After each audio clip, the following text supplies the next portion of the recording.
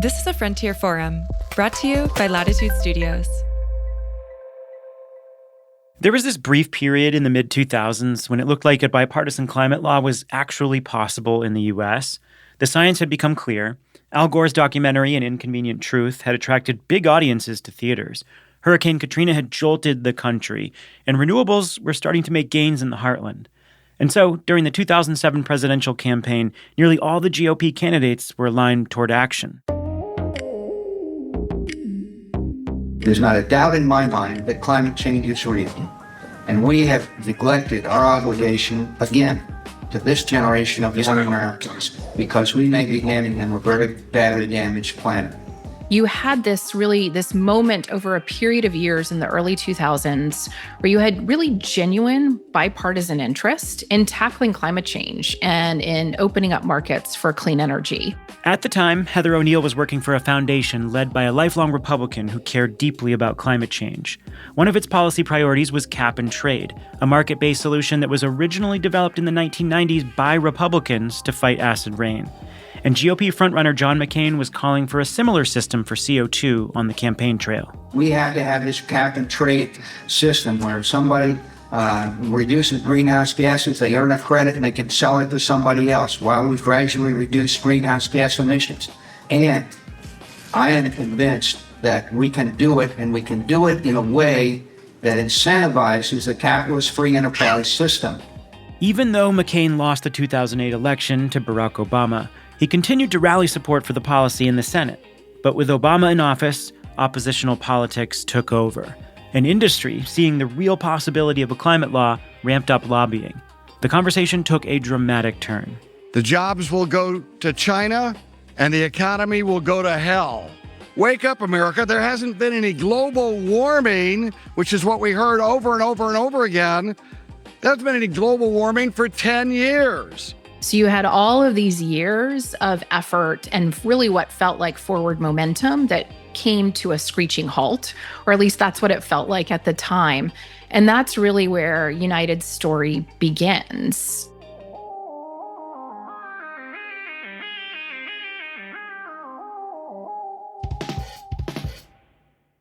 By United, Heather means Advanced Energy United, the trade association she now leads. The idea for building a new multi-technology trade group came in 2010 after the Waxman-Markey cap and trade bill failed. It was a big blow to industry and advocacy organizations that had put all their attention and resources on federal action. The failure was really a wake-up call for many of us in the industry, myself included.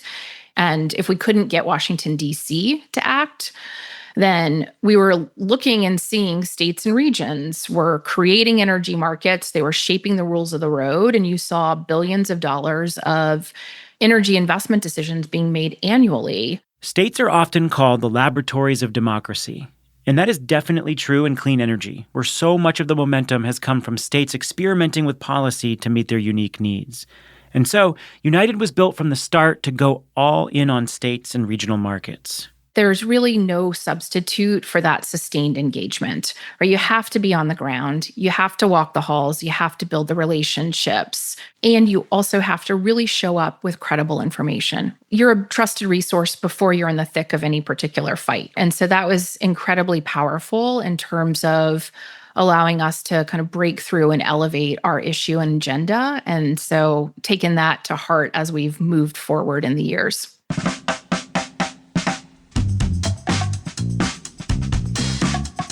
I'm Stephen Lacey. This week, a conversation with Heather O'Neill, the CEO of Advanced Energy United, about a new playbook for scaling clean energy at the state level.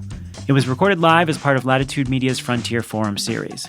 The Trump administration has declared war on clean energy, but state leaders are still looking for practical solutions to fast-rising demand and an affordability crisis. I talked with Heather about a new policy playbook that can help clean energy meet the moment. And it is very much about centering the conversation around three really simple principles: build it, make it flexible, and make it affordable.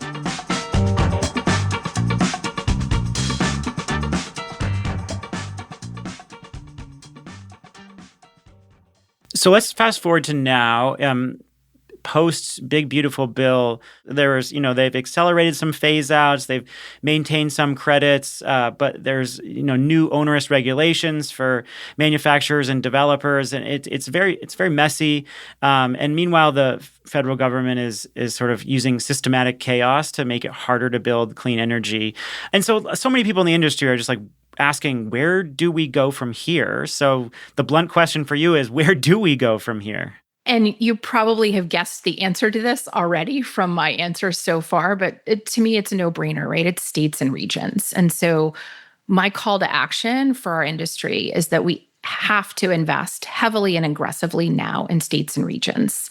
And again, the federal government is definitely making it harder, right? Whether it's HR 1 or it's some of the new executive orders that keep bubbling up, right? They're putting real roadblocks, real regulatory hurdles in front of our industry, in particular segments of our industry.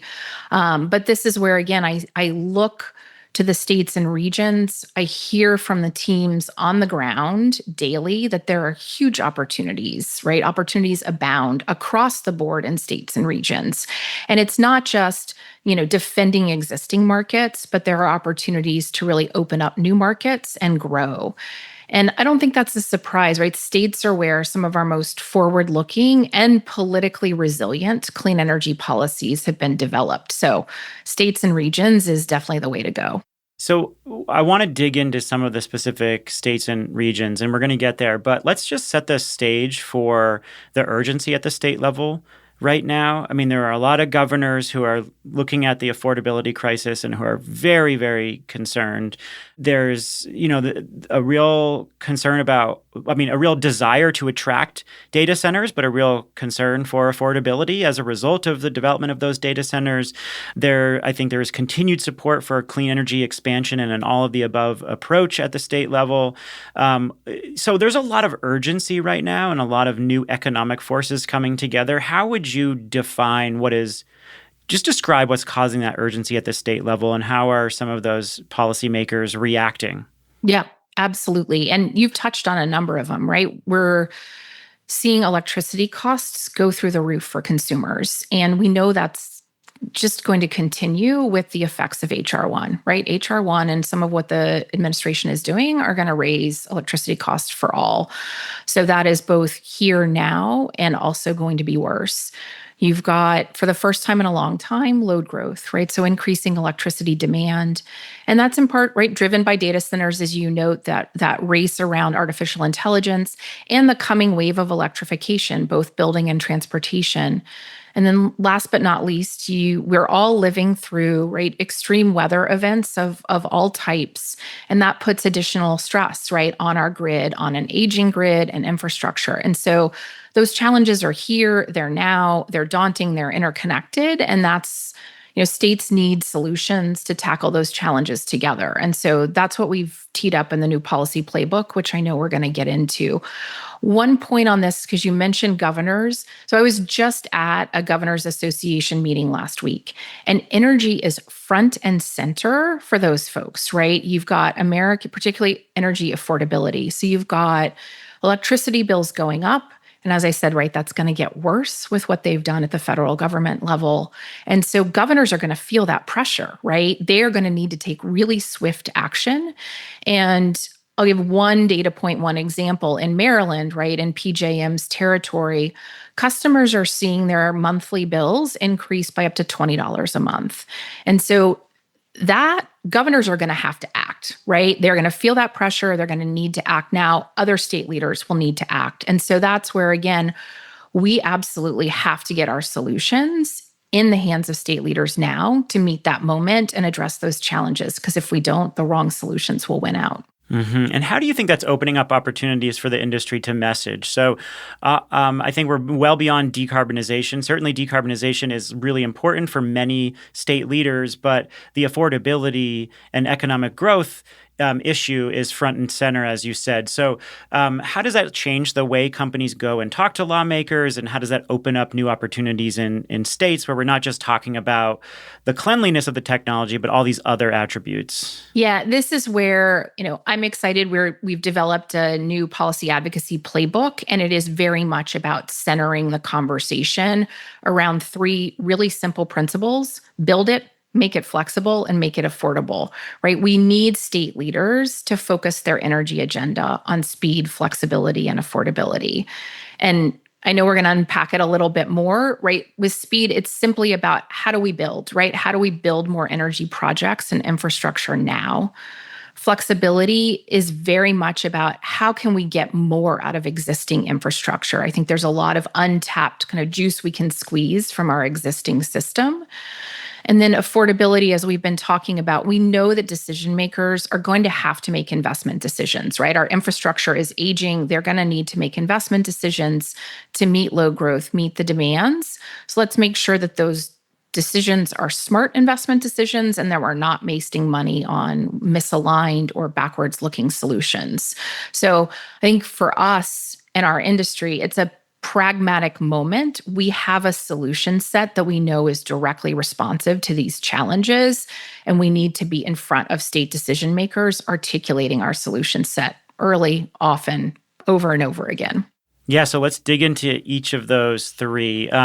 So with Build It, are we talking about permitting reform or a broader suite of policies? Yeah, we're talking about permitting reform and so much more.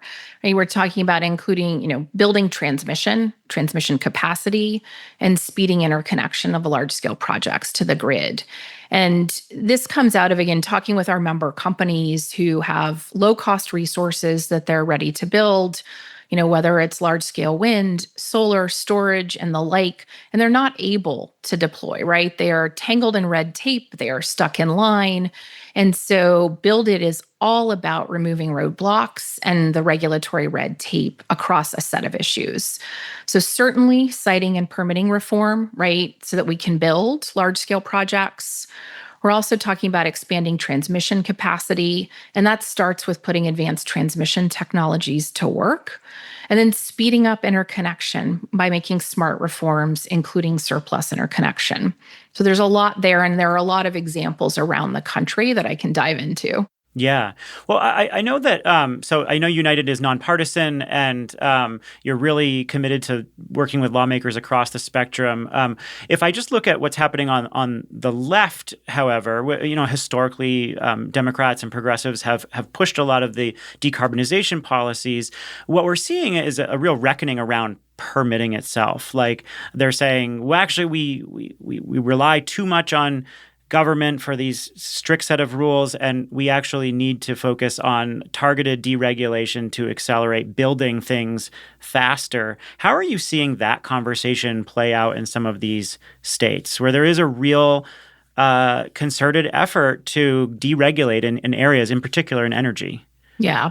I think for Build It, absolutely, right? It is about how do we clear the roadblocks, how to remove some of that red tape. So the coalitions are going to look different in different states, but there are some really great models out there around permitting and siting reform. So just a couple years back, Michigan, as one example, passed really proactive, positive siting reform legislation that's now moving into implementation. And Advanced Energy United, we worked with our member companies to develop a set of siting principles that I think became part of the foundation of that legislation. And there are other states where we're seeing those conversations bubble up. So Virginia is one example, and Indiana is another one where we were able to have, I think, really constructive conversations about siting reform and made some incremental progress this year with legislation. Definitely more to do there, but that state focus on accelerating build is incredibly positive. And I think when you look at some of the principles we're articulating, they should appeal to folks of all political stripes, right? First and foremost, are you protecting landowner property rights, right? So making sure that state and local governmental processes are not kind of impeding local property rights. And so that, again, a very conservative principle. And so I think you're able to attract allies from across the political spectrum as you think about some of these crucial principles and reforms. Mm-hmm.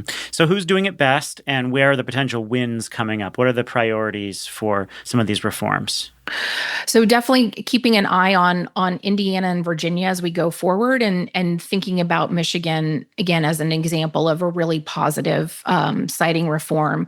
I think another place that's a hot spot that we are hopeful that we can have really constructive engagement is actually around interconnection and the interconnection queue, and that's PJM. And I'm sure everyone who is listening understands very deeply some of the challenges around interconnection and the queue there. So I won't go into that. But when you look at some of those challenges, right, a lot of that needs to be addressed at the RTO level. So we're making sure that state leaders are getting more engaged with their RTOs, right, to make sure that that interconnection process is in line with what states are expecting and need to meet load demand.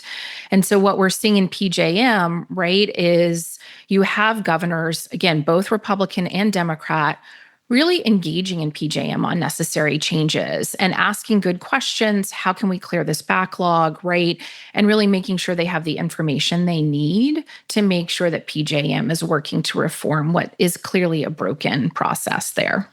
So when we talk about making it flexible, what are some other market reforms that we're targeting here? So when I think about making it flexible, and I think everyone persistently undervalues just how much more we can get out of existing infrastructure. And in part, that's because the pace of innovation here is really dizzying. When we talk to decision makers, they're definitely not fully aware of the breadth of flexibility options that are out there and ready to scale. And so again, when I think about our companies creating innovative new products and product offerings, right, you've got virtual power plants of all stripes, sizes, shapes, and the like. You've got companies using EV fleet batteries as mobile grid assets. Or on the transmission side, you've got advanced transmission technologies of many flavors. So many flexible options out there that we need to put to work. And again, this is where states, I think, are experimenting. We're seeing them pick up a number of what I would call no regrets strategies and policies around making it flexible. So in Virginia, we passed legislation earlier this year that'll accelerate VPP pilot programs. And in California, as everyone knows, that legislative session is ongoing. And so we have bills currently moving through the process that we're sponsoring that would help accelerate VPP development and really, again, get the most out of existing and new distributed resources. And in a state, Texas, we were able to pass energy waste reduction legislation earlier this year. And that requires state agencies to really work together to get the most out of demand flexibility and demand response programs. And I really like this particular model because it recognizes the value that those solutions have for both grid reliability and affordability. And then last but not least, on the transmission side, I think advanced transmission technologies are really having a moment, right? And we know we need to build new transmission, particularly interregional transmission. And in the meantime, again, getting more out of our existing infrastructure, let's put advanced transmission technologies to work first. And so Advanced Energy United has worked in multiple states to pass legislation that does just that. So California, Massachusetts, Virginia, and then this year, New Mexico and Connecticut.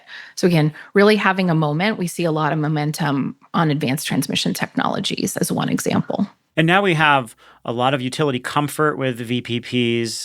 There have been, a number of utilities who've really gotten their operations teams comfortable with operating these resources, and they can provide valuable flexibility. And I've heard them described multiple times as now they're considered painkillers. Instead of vitamin pills, they're painkillers. Jigar Shah was talking to me last week and described them as such. And I've heard folks in the microgrid space describe them as painkillers. And now that we just are desperate to open up more grid capacity.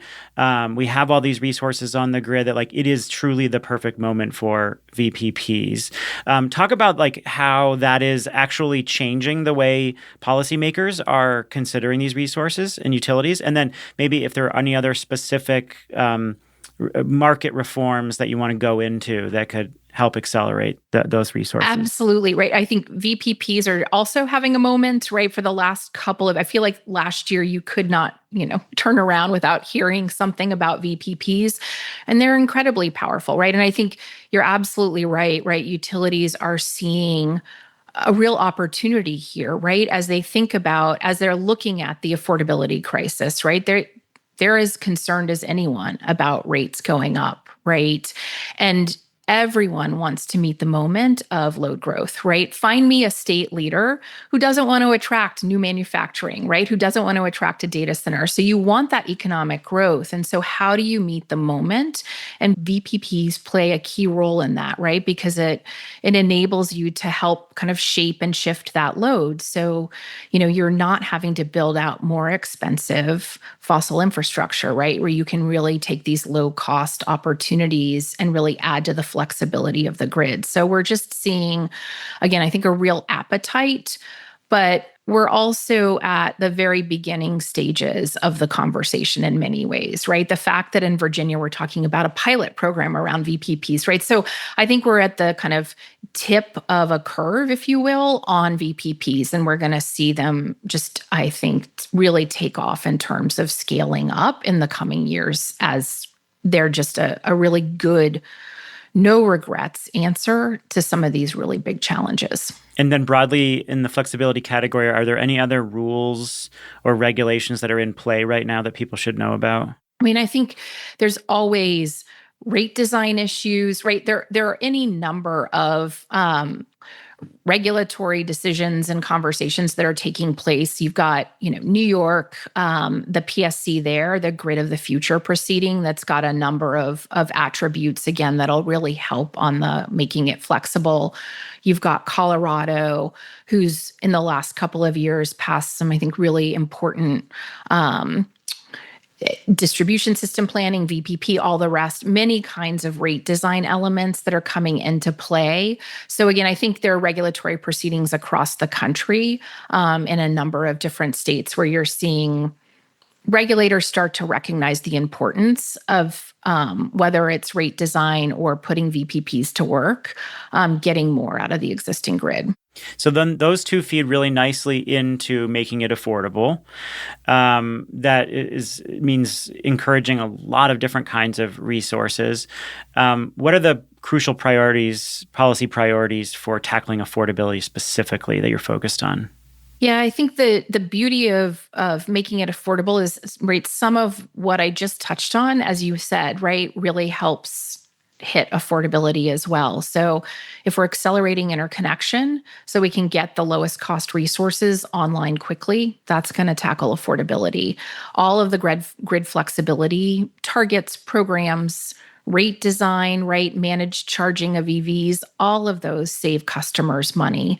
So again, I think there are a number of policy solutions that we've talked about and that are in play in states that are in that affordability camp. But we also know that, right now, regulators and state leaders are considering making big investments, right, in fossil. And, you've got affordability challenges. Those resources are, the time frame for getting those resources built and online is pretty long at this point. A lot of folks have pointed to that. And the prices are going up. And so we're looking for decision makers to really focus on the solutions that are available now, right, and can help customers manage costs. And so again, we know they need to make investment decisions. So are they making smart investment decisions, right? Are we ensuring that utilities are planning and delivering the right types of investment? And that's, how do we future-proof utility spending? How do we help align incentives for utilities productively? And then how can we push states to really embrace, I think, integrated planning, right? That really gets at regulatory efficiency and achieving state energy goals and reliability standards at the lowest cost. So thinking about these efforts, not in silos, but working together. So again, very unsexy work around utility incentives and business model reform and certainly investment questions, but incredibly important as we think about the affordability and reliability of our energy system in the years ahead. So let's turn back to the state level and talk about how you actually build coalitions in states. How is it different from a national approach? Like when you go to a state house, who are the people you're talking to? How do you actually build a coalition compared to what you might do on Capitol Hill? So I think coalition building in state houses or Capitol Hill, it's probably no different, right? It's just an essential part of the equation and policy advocacy. And it's certainly a core part of Advanced Energy United's values, right? The difference is, right, each coalition is going to look different, right? It depends on the issue that you're pushing. It depends on the politics of the day. It depends on who's in leadership, right? All of those go into creating and forming a different coalition, but that process really looks the same. And certainly, again, everyone in the policy advocacy space knows this, that, any win is not one organization's, right? You're winning as part of a coalition. You may be leading the coalition, you may be on the supporter seat, but you absolutely are working hand in glove with other interests. And again, it just depends on what the issue is. I think one of the themes that we've learned, and again, whether it's Capitol Hill or it's a state house, there's just no substitute for sustained engagement. You can't parachute in, right? You have to walk the halls. You have to build the relationships and get to know the dynamics and the allies and the opposition in person. And that's why at United, we've got team members in state capitals across the country, right? That's just essential if you're going to create that coalition and move your agenda forward. Any advice for people who are operating clean energy companies right now who are thinking about, what do I do? Obviously, they're operating in certain states. They kind of understand the policy priorities. But like when they are looking for how to get engaged, what are the ways they can do that? So you know what I have to say here, which is join Advanced Energy United. States are a dynamic environment, right? You like DC, you have to know the players, you have to know the issues, you have to know the issue environment and the politics of the day. And you also can't just focus on one venue or lever. So you have the governor's office and their team. You also have what I refer to as, agency alphabet soup.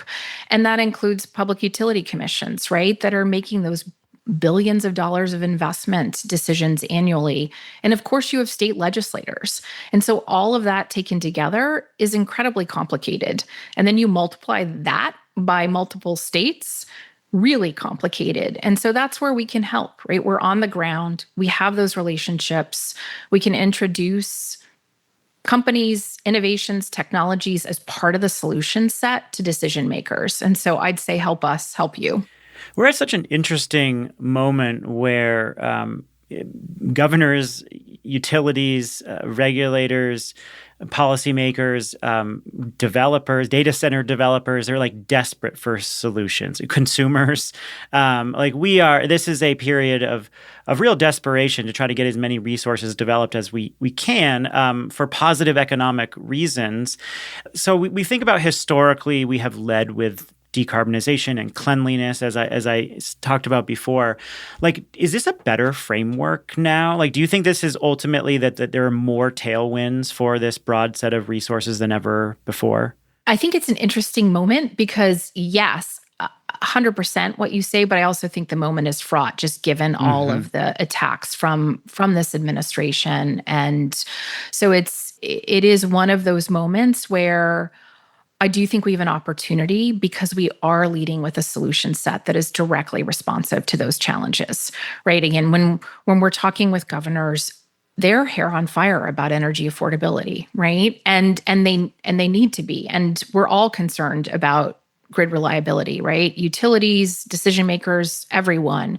And so you have really most states facing very similar challenges in the affordability crisis, reliability, and again, wanting to attract economic development and growth. And so I feel really good about us being able to show up and have a solution set, right, that is really directly responsive to those challenges. So yes, I think we have a moment where we can lean into our solution set and we're able to get decision makers' attention because it is this extremely urgent moment with these challenges in front of us. So I guess the best way to execute this playbook is for, companies here to join United. But let's just let's say you handed them this playbook, right? Whether they join United or not, they've got this playbook. What should a company do with it in hand? How do they think about implementing this messaging strategy into their state-level engagements? We'd love to see folks pick it up, right? Whether they're part of United or not. I think this is just an effective way of speaking to decision makers, right? Making it clear and simple and meeting the moment. And not every solution in this playbook is going to fit every company, right? Different companies will gravitate towards different portions that are more relevant for them, for their business model. So we hope that folks pick it up and use it as they see fit. We're definitely seeing it already, I think, start to resonate, right? Because it is so clearly addressing the challenges that decision makers are facing. So I hope that folks pick it up and use it far and wide. Well, I couldn't agree more with the messaging. It is very much in line with what I am hearing when I talk to folks at the local level all the time. And when I talk to people in the clean energy industry, this is the stuff that is resonating. So Heather, thank you so much. Really appreciate it. This has been great. I really appreciate the opportunity. Thanks for taking the time with me.